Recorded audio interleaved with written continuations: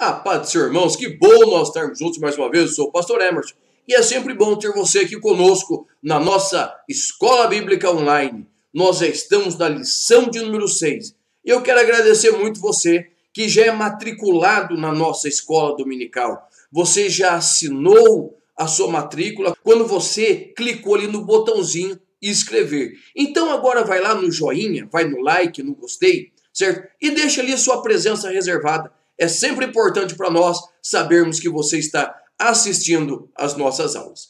E na lição de número 6, nós vamos falar sobre o profeta Elias e Eliseu, o seu sucessor. Ou seja, nós vamos falar da continuação da obra de Deus, do ministério, da chamada. Nós vamos falar sobre a sucessão na questão também familiar. Então, eu quero te convidar a estar conosco nesta aula que é muito importante para nós termos uma visão geral do que Deus tem para nós, né, através da história do profeta Elias e do profeta Eliseu, ok? O nosso textuário vai nos dizer assim: sucedeu, pois, que, havendo eles passado, Elias disse a Eliseu: pede-me o que queres que te faça, antes que de ti seja tomado. E disse Eliseu: peço-te que haja porção dobrada do teu espírito em mim. Segundo o livro dos Reis, capítulo de número 2, versículo 9. A verdade prática vai nos ensinar assim: a história de Elias e Eliseu nos inspira a andarmos com pessoas que desfrutam de intimidade com Deus e que por isso vale a pena serem seguidas e imitadas. Irmãos, então nós estamos aí no tempo dos seguidores, ok? Nós estamos aí vivendo na época do Instagram, o Facebook já diminuiu um pouco, então nós temos aí os seguidores, os amigos. Quantos amigos você tem lá no Facebook, você que ainda usa? Quantos amigos você tem no Instagram, certo? Quantos seguidores você tem no Instagram, certo? E daí tem mais LinkedIn, tem o WhatsApp, né? Tem rede social surgindo para tudo quanto é lado, né? Então, pense bem, desse círculo de amizade que você tem, quantos você tem condição de seguir? Quantos você consegue segui-los de verdade? Porque são inspiração para a sua vida. É isso que nós vamos ver na lição de hoje, quando nós vamos estudar as histórias de Elias, o homem de Deus, e de Eliseu, o homem que foi chamado por Deus, escolhido por Deus para seguir Eliseu e dar continuação, dar continuidade na obra que Deus estava fazendo no meio do seu povo e também preparando Eliseu para ser um discipulador, um mestre. Veja bem, nós olhando para o texto, para a palavra de Deus, segundo a Reis 19, daí depois nós vamos começar ali em 1 Reis 19, 2 Reis capítulo 2, nós vamos ver que eles são pessoas diferentes. Discípulo, certo? Discípulo, sucessor, não quer dizer clone. Quer dizer alguém que foi chamado por Deus para dar continuidade no mesmo espírito, na mesma força, na mesma graça. E é isso que nós vamos começar a ver ali no tópico de número 1. Irmãos, o tópico de número 1 vai dizer assim para nós: a despedida de Elias. Se nós voltarmos lá para os capítulos 18, 19 de 1 Reis, nós vamos ver o quê? Que Elias está cansado, certo?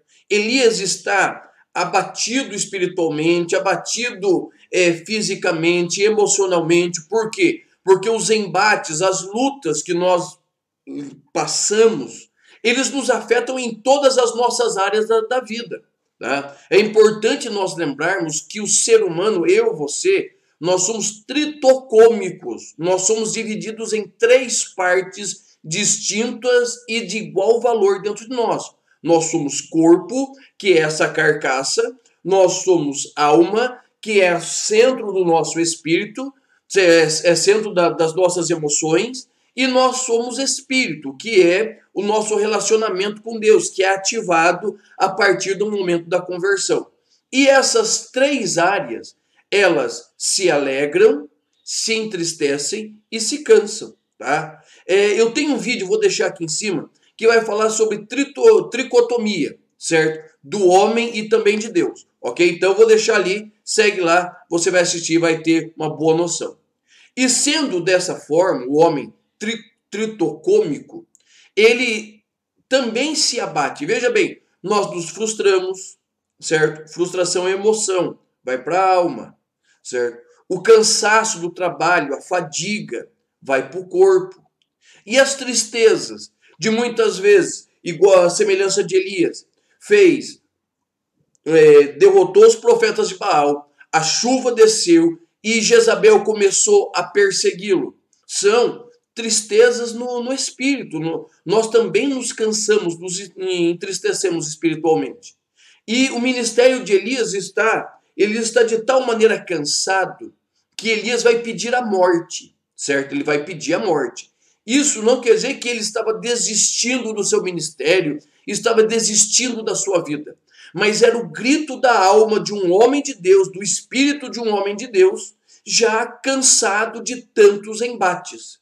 Então, quando ele pede a morte, tá? Deus vai dizer assim, não, você não vai morrer agora. Você precisa preparar o seu sucessor. E Deus vai dar 3 obras para ele. Ungir Razel, rei da Síria. Ungir Jeú, rei de Israel. E ungir Eliseu, filho de Safate, como sendo seu sucessor. Tá? Ou seja, Deus vai dar um gás na vida de Elias. Deus vai dar um despertamento na vida de Elias. Para quê? Para que Elias se levante daquele sentimento de prostração que ele está e ele possa fazer o quê? Realizar a obra de Deus e terminar o seu ministério bem. Preste atenção, irmãos. Tem muita gente que começa bem o ministério. O sucesso do ministério não está nem no começo, nem no meio. Ele está no fim. Começar bem é uma coisa. Terminar bem é outra coisa. Tá? Então nós precisamos entrar nesse movimento, certo? De buscar, a exemplo de Elias, terminar bem o nosso ministério, certo? Terminar de forma honrada, com sucessores, com um nome. Tá? Então nós precisamos olhar para Elias, certo? E ver um homem que Deus cuidou dele, mas ele também se dispôs a fazer algo para o Senhor. Tá? Então, o ministério de Elias é extremamente marcante, ele é ímpar, ele não tem comparação. Nós podemos falar dos ministérios de Isaías, de Jeremias, Ezequiel, Daniel, que são os profetas maiores, né, que tiveram ministérios assim, espetaculares. Mas o ministério de Elias, ele é tão impactante porque ele não deixou nada escrito, não tem nada registrado dele. Mas, ao mesmo tempo, ele é extremamente falado, certo? Por quê? Porque é um ministério marcado por um bom começo e um bom final, né? Um bom começo e um bom final. Tá? Então nós precisamos pensar isso na nossa vida. Uma família precisa começar bem e para poder terminar bem. Tá? Então, quando Elias ele inicia o seu ministério, ele já inicia com profecia, com desafio, e desce fogo e sobe fogo, para a chuva, volta a chover, enfrenta Acabe, enfrenta Jezabel. Isto é o ministério de um homem de Deus. Tá? Mas ele vai se cansando.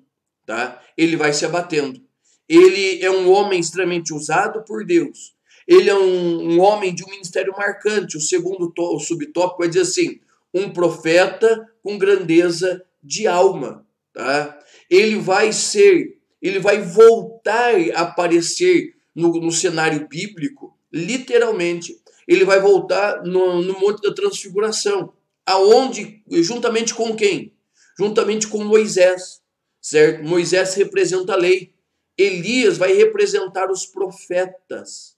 Tá? Então nós vamos ter Deus, os profetas e a lei. naquele mesmo instante ali dentro do Monte da Transfiguração. Tá? Nós vamos ver a obra de Deus sendo realizada. Nós vamos ver um homem, a exemplo de Moisés, que marca a sua história. Moisés marcou o prenúncio da lei de Deus, certo? Elias marcou o prenúncio, o início do profetismo. Elias é o primeiro profeta que nós temos registrado. E aí nós vamos vendo a obra de Deus sendo realizada. Então ele é extremamente marcante, o seu ministério é marcante. O ministério de Elias é um ministério que inspira o quê? A fé. Por quê? Porque no livro do profeta Malaquias é anunciado que surgiria o espírito de Elias, certo? O espírito de Elias viria o quê? Viria antes do Messias. Ou seja, é um sinal da chegada do Messias. Tá? E nós vamos ver João Batista vindo no espírito de Elias. Não o espírito, mas vindo no espírito de Elias. Então o que nós estamos encontrando? Nós estamos encontrando um homem que o seu ministério, ele marca toda uma história, que marca toda uma geração. E isto, irmãos, vai impactar não somente a vida de Eliseu, mas vai impactar toda a história subsequente. E esse ministério de impacto que Elias tem vai ser o quê? Vai ser transferido para Eliseu. Não somente na questão da capa, mas na questão da autoridade, da intimidade, do conhecimento com Deus. Tá? É muito melhor você andar com alguém que tenha intimidade com o que faz, com o que ensina, do que alguém que está ali na frente e simplesmente fala e conta a história, isso, aquilo. Tá? O exemplo, ele é extremamente marcante. Elias vai trazer esse exemplo para Eliseu, certo? Eliseu vai viver um ministério marcado pelo exemplo, o discipulado, o treinamento. A palavra chique do momento é mentoria, né? A mentoria de Eliseu vai ser com um homem que não só fala, mas ele pratica, ele ensina o que ele está praticando e pratica o que ele está ensinando. Tá? Nós temos hoje uma divergência muito grande entre o que se é falado nos púlpitos, se é ensinado nas casas e o que realmente está sendo vivido pelo pregador, pelo pai de família, pela mãe de família. Tá? Os nossos filhos, irmãos, eles vão nos imitar mais do que aplicar aquilo que nós estamos mostrando, ensinando eles verbalmente. Então nós precisamos ensinar os nossos filhos com as nossas atitudes. O nosso segundo tópico, ele vai falar assim, o pedido ousado de Eliseu. No primeiro tópico, nós falamos algumas coisas das características de Elias.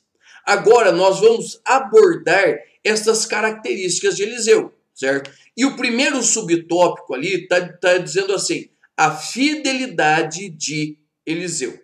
Irmãos, se a aula está sendo boa, produtiva para você, quero te pedir, se inscreve aqui no canal, clica aí no inscrever, certo? Nos ajude a crescer no YouTube, certo? Você já é inscrito? Deixa o seu like, está gostando da aula? Deixa um comentário. Irmãos, eu tenho prazer em responder os comentários, em estar mantendo essa comunicação com você, certo? Deixa seu telefone, aqui embaixo tem o nosso WhatsApp, manda um alô, eu tenho prazer de conversar com os irmãos, tá bom? E qual que é uma das primeiras características que nós vamos ver com Eliseu? É a sua fidelidade. A fidelidade de Eliseu. Aonde estava Eliseu? Eliseu, ele estava arando terra, certo? Quem aí, o pessoal mais novo já não conhece, procura aí no YouTube, né? Arado de boi, certo? Arado de cavalo, certo? Biquear feijão com cavalo. Você vai ver como que era. Basicamente era, certo? No meu tempo, quando eu conheci, já era um instrumento de metal ou de madeira, certo? Que o cavalo puxava, que o boi puxava, entendeu? para revolver a terra. Hoje as coisas que os arados e grades e subsolador moderno fazem com trator. Mas isso era feito na mão. E não vou dizer, nossa, eu trabalhei a vida inteira. Não, mas algumas vezes eu fiz isso. Tá? E é extremamente pesado, é árduo. Eliseu estava trabalhando. E a Bíblia vai dizer que ele era a 12ª junta. Certo? Normalmente, certo? Na estrutura patriarcal do Antigo Testamento, a primeira junta era do pai, certo? Do pai. Depois do primogênito, e ia vindo até que chegava no último ou no menor dos filhos. Lembra de Davi? Certo? No menor dos filhos. E por que isso é tão marcante? Porque normalmente é quem mais sofre. Qualquer trabalho que você faz com terra, você sabe que levanta poeira, certo? Conforme os cavalos, eles vão passando, o boi vai passando, vai ficando mais difícil ali de trabalhar, tá? Então, quando nós olhamos para Eliseu, nós vamos ver que, primeiro, ele era um homem que trabalhava. Deus nunca chamou para a obra, para o ministério, alguém que estava vadiando, certo? É dura a palavra, mas é verdade. Nós vamos ver Moisés. Aonde estava Moisés? Moisés estava cuidando de ovelhas. Aonde estava Josué? Josué, ele estava servindo Moisés. Aonde estava Gideão? Malhando trigo no lagar, fazendo um trabalho difícil num lugar que não era para isso, certo? Malhar trigo, arroz, feijão, em lugar amplo, tá? Lugar amplo. Aonde estava Gideão? Num lugar apertado. Se pisa, não é se malha, se pisa uva com os pés. O feijão, o trigo, se malha com vara, precisa de espaço. Então, Gideão estava trabalhando, Davi estava trabalhando. O próprio Senhor Jesus, antes de iniciar o seu ministério, ele estava trabalhando. Com certeza estava. A Bíblia não deixa nada escrito, tá? Mas ele seguia o ofício do seu pai. José, seu pai, já tinha morrido. Ele precisava sustentar a sua casa. E você vai encontrar Pedro, Tiago, João trabalhando. Você vai ver Paulo. Ele estava de uma forma errada, mas ele estava dando continuidade ao seu ministério, certo? Ele estava debaixo da ordem dos anciãos. Então, veja bem, todo homem chamado por Deus está trabalhando. Eliseu estava trabalhando. E o que vai acontecer? Elias vai passar e vai lançar sobre ele a sua capa. Isso mostra que Eliseu, ele conhecia o homem que estava passando por ali, certo? Pastor Russell Champlin vai dizer assim, talvez aquela pequena comunidade, certo? A família de Safate fosse alguns dos 7.000 que não haviam se dobrado, talvez, tá? Mas o que acontece? O Senhor Deus estava preparando um homem trabalhador, compromissado, para dar continuidade ao ministério de Elias. E é onde nós vemos essa tamanha fidelidade de Eliseu. Irmãos, uma pessoa que não é fiel à sua casa, não é fiel à sua família, não será fiel à obra de Deus. Paulo vai deixar bem claro, aquele que não cuida dos seus é pior que o infiel, que o incrédulo. Ou seja, o cuidado, a atenção. Logicamente, nós temos a nossa chamada de Deus. Alguns, a sua chamada os leva a abandonar a sua casa, a sua família. Mas ele não os deixa desamparados. Veja bem, Eliseu podia ter sentido a capa, pego a capa e saído correndo atrás de Elias e nunca mais ter olhado para trás. Tá? Mas ele não. Ele teve a hombridade de ir dar satisfação ao seu pai, satisfação à sua mãe, à sua família, certo? E eu creio, né, pelas palavras rudes, como é típica de Elias, que Elias compreendeu, certo? Ele vai dizer, vai, mas você sabe o que foi feito com você. Ou seja, vai, mas você sabe que você recebeu uma incumbência de Deus. Não é minha, é Deus que está incumbindo você para o ministério. tá? E a Bíblia vai dizer que Eliseu chega, o que ele faz? Ele mata a sua junta de bois, eram 2 bois, ele mata a sua junta de boi, ele queima os utensílios, né, do seu arado, e ele faz um banquete para a família. Mas o coração de Eliseu não estava ali, estava em seguir Elias. Ele compreendeu a chamada, ele compreendeu a vontade de Deus. No Evangelho de Lucas, vão chegar para Jesus e falar: Senhor, olha, nós queremos te seguir, mas olha, deixa lá nós nos despedirmos de pai, de mãe. Jesus vai dizer assim: olha, aquele que não deixa pai e mãe não é digno de mim. Não é que você precise deixar, olhar para trás e não voltar. Mas você precisa. Jesus conhecia o coração daqueles homens e sabia que o coração não estava posto nele. Estava posto o quê? Talvez no desejo de passear. E nós vimos muito isso na década de 90, certo? 80, 90, na questão missionária. Muita gente saiu do Brasil para fazer missão fora. Mas o coração deles não estava na obra em si, em realizar a obra. Estava talvez numa emoção, estava talvez no desejo de conhecer outra nação, outra cultura, certo? Chegava lá, se deparava com as dificuldades e voltava correndo. Quando Eliseu, ele vai ali e ele chega na sua família, certo? Ele se alegra com a sua família, porque, irmãos, todo pai, toda mãe, vou falar por mim, certo? Eu tenho 2 filhos, eu tenho uma filha e um filho, certo? Minha filha tem 18, meu filho tem 13. Eu quero que os meus filhos sejam os melhores profissionais do mundo. Eu preparo, trabalho, sou duro às vezes com ele por causa disso. Mas se um dia a minha filha falar: vou ser missionário, meu filho vai dizer para mim: vou ser missionário, vou ser pastor. A minha filha dizer assim: o seu genro, que ainda não chegou, vai chegar, né? Dizer para mim assim: o seu genro vai ser ordenado pastor. Eu posso ter certeza, pode ter certeza, que vai ser uma felicidade incomum para mim. Por quê? Porque, irmãos, isso faz parte de mim. Eu quero que a minha família continue. Então, que o ministério continue, certo? Que haja continuidade, da mesma forma que eu dei continuidade no ministério do meu avô, tá? Eu desejo a Deus que os meus filhos sejam os melhores profissionais no ramo que eles forem fazer, mas eu também desejo o ministério para eles. E quando a família de Eliseu recebe essa notícia, eles celebram com ele, se alegram com ele, tá? E nós vamos ver ali uma família reunida em torno de um ministério, certo? Você precisa preparar a sua família para o ministério.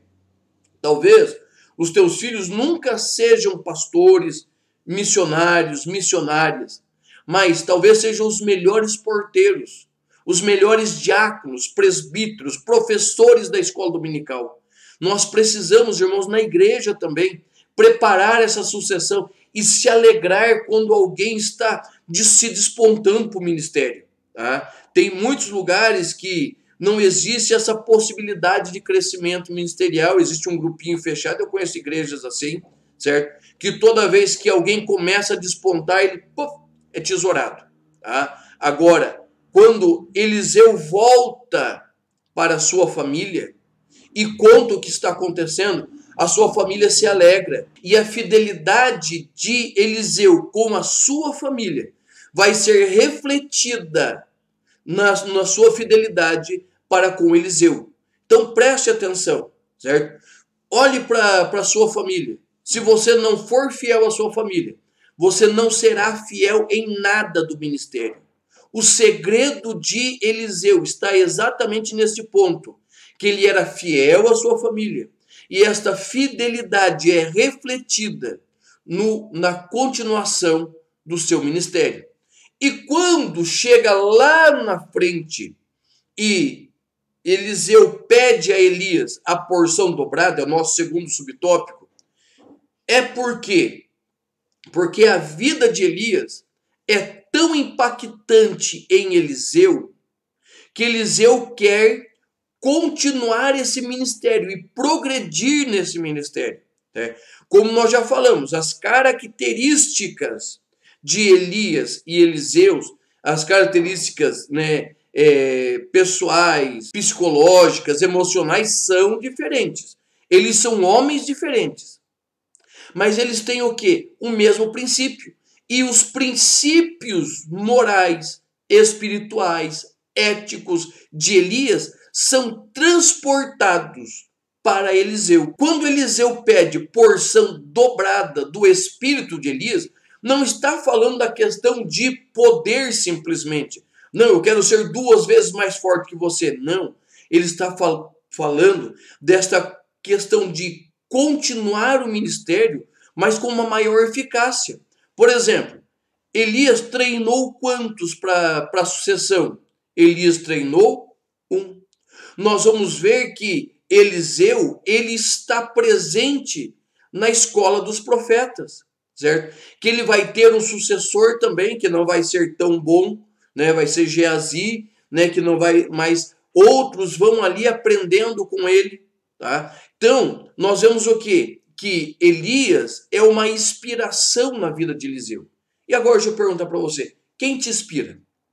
Coloca nos comentários aqui embaixo. Que pastor que te inspira? Fala ele pelo nome. Eu sou bem sincero. Eu tenho 4 pastores que me inspiram. Meu primeiro pastor, meu avô, presbítero Virgílio Santos. Não era nem pastor, né? Porque na época era pouca consagração a pastor. Presbítero Virgílio Santos, meu avô. Uma inspiração de homem e homem de Deus.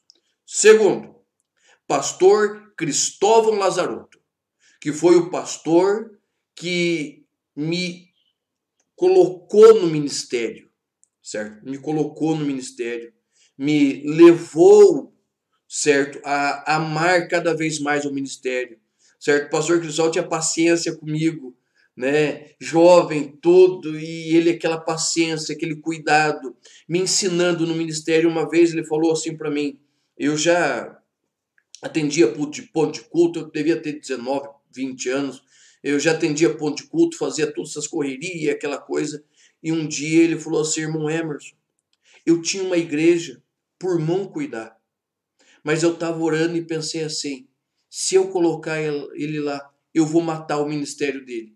Na hora eu fiquei triste, fiquei abatido, mas com o passar do tempo, eu compreendi a visão de Deus dele, e realmente ele estava certo.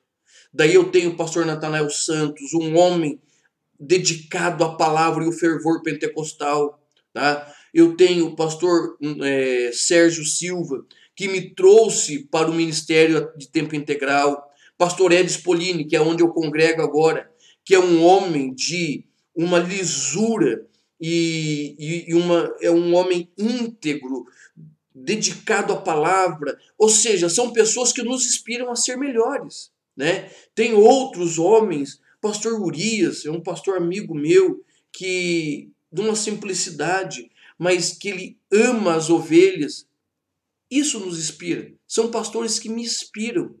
E eu continuamente estou buscando seguir os passos deles. Tá? Então, Elias encontrou um sucessor, mas ele fez muito mais do que ensinar a mecânica fria. Ele ensinou Eliseu a amar a obra e se dedicar pronta e profundamente a esta obra. O nosso último tópico, o tópico de número 3, vai dizer assim, Eliseu toma a capa de Elias. E o primeiro subtópico, o tema é assim, a comunhão de Elias e Eliseu. Preste atenção.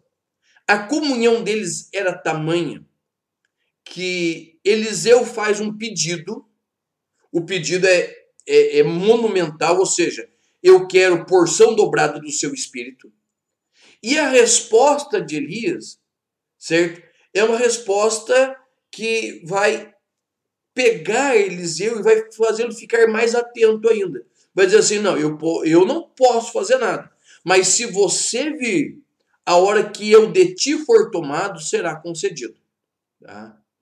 E Eliseu está muito próximo, cada vez mais próximo de Elias. Proximidade, intimidade, comunhão. É nesse ponto, irmãos, da comunhão, que muitas vezes nós nos decepcionamos com as pessoas. tá? Quanto mais próximo você está de alguém, mais chances você tem o quê? De se decepcionar. E eu já tive as situações de trazer pregadores que eu tinha em alta estima e de repente essa pessoa frustrar, certo? Ser uma frustração para nós. Então, quanto mais perto, mais íntimo você está, mais probabilidade você tem de se decepcionar. Mas também o contrário é verdadeiro. Quanto mais íntimo de alguém você está, mais probabilidade você tem de respeitá-lo e honrá-lo. Por quê? Porque ele está se mostrando uma pessoa verdadeira. Tá? Então, a amizade sincera e a comunhão de Elias e Eliseu precisa ser transferida entre os obreiros e a igreja, tá? Entre a igreja e a comunidade, entre o pastor e os seus liderados. Tá? Esta comunhão precisa ser incentivada. Tá? E quando isso vai fazer a diferença? Quando Elias ele é tomado e Eliseu vai ficar responsável.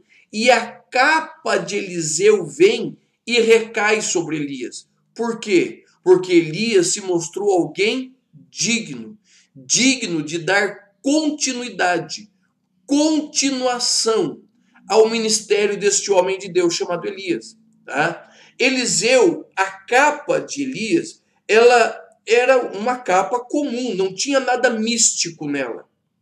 Mas ela era o símbolo de uma continuação, o símbolo da continuidade de um ministério de um homem de Deus. Esta capa, ela representava, não somente para Eliseu, mas para aqueles que estavam em volta, o que Deus desejava da vida de Eliseu. Tá?